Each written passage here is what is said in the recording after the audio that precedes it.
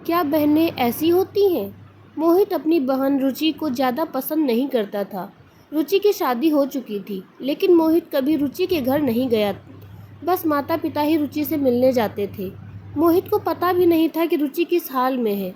रुचि कभी कभी मायके आती तो जाते समय माँ रुचि को घर का कुछ सामान भी दे देती। यह बात मोहित की पत्नी मनु को बिल्कुल पसंद नहीं थी।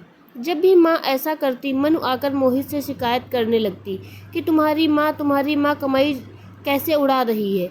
जब भी तुम्हारी बहन आती है उसे खाली हाथ जाने ही नहीं देती, कुछ न कुछ ज़रूर दे देती हैं।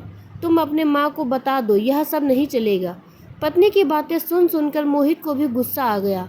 मोहित माँ के पास गया और कहा, माँ यह सब क्या है? जब भी रुचि घर आती है तुम कभी साबुन, कभी चावल का थैला तो कभी दालें, सब कुछ उसे देती रहती हो। मेरी कमाई तुम ऐसे दूसरों में उड़ाओगी तो तुम्हें भी इस घर से निकाल दूंगा।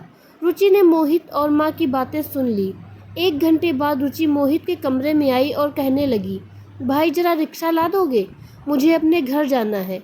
रुचि की बात सुनकर मोहित मन ही मन बहुत खुश हुआ, लेकिन दिखावे के लिए रुचि से कहने लगा, थोड़े दिन और रुक जाती। नहीं भैया, बच्चों की स्कूल की छुट्टियां खत्म हो गई हैं, अब मुझे घर जाना है। कल से इनकी स्कूल शुरू हो जाएगी। फिर रुचि चली गई। पिताजी के मरने के बाद जब घर का बंटवारा हुआ तो हम दोनों भाइयों ने आपस में ही बंटवारा कर लिया, लेकिन उसमें भी रुचि को कुछ नहीं दिया।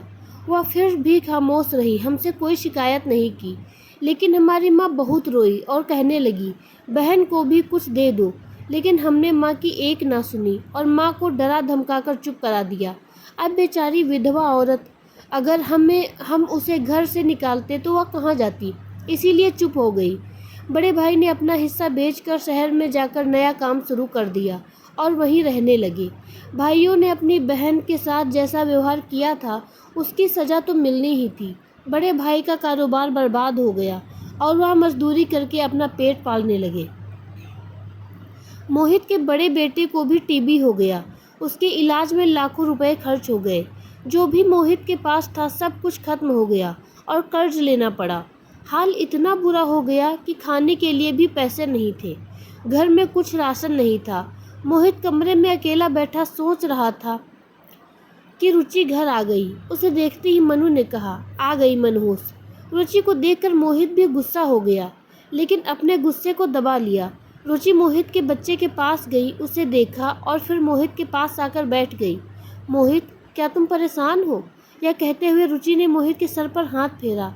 बड़ी बहन हो तुम्हारी, तुम मेरी गोद में खेले हो। अब देखो अपनी बहन से भी बड़े हो गए हो कि बहन को कुछ नहीं बताते, अपना दुख भी नहीं बांटते।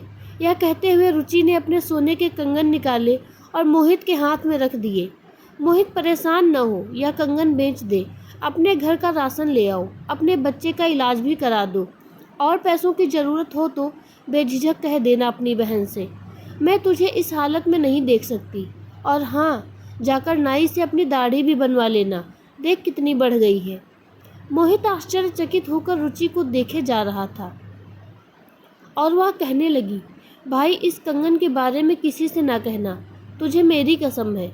मोहित के माथे को चूमा और कहने लगी, चल अब चलती हूँ, तेरे जीजा जी और बच्चे आते ही होंगे, फिर आऊँगी। मोहित पहली बार बहन को घर के बाहर तक छोड़ने आया। देखा तो पैरों की चप्पल भी टूटी हुई थी। उसने कपड़े भी तो वही पुराने पहने थे। मोहित बस देखता ही रह गया। मोहित ने तो कभी अपनी बहन की घरेलू हालत जानने की कोशिश नहीं की, लेकिन जब उसने मुझे बुरे हाल में देखा तो दौड़ती हुई आई और अपने सोने के कंगन भी दे दिए ताकि मैं अपने बच्चे का इलाज करा सकूं, अपने घर का हाल सुधार सकूं। मोहित सोचने लगा और आंखों से आंसू निकलने लगे कि हम भाई भी कितने मतलबी होते हैं, अपनी बहनों को पल भर में ही बेगाना कर देते हैं और बहनें अपने भाइयों का जरा सा दुख भी बर्दाश्त नहीं कर पाती। मोहित रुचि के कंगन अपने हाथों में पकड़कर जोर जोर से रोने लगा। आपकी बहन अपने ससुराल में न जाने कितने दुख सह रही होगी। कुछ समय उसके पास बैठकर उसका हालचाल जानने की कोशिश जरूर करें। ईश्वर सभी बहनों की झोली खुशियों से भर दे।